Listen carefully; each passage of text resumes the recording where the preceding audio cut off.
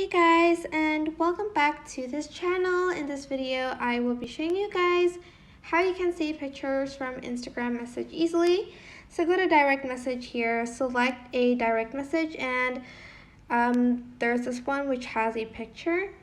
Select it for a few seconds. Oh, maybe not that one.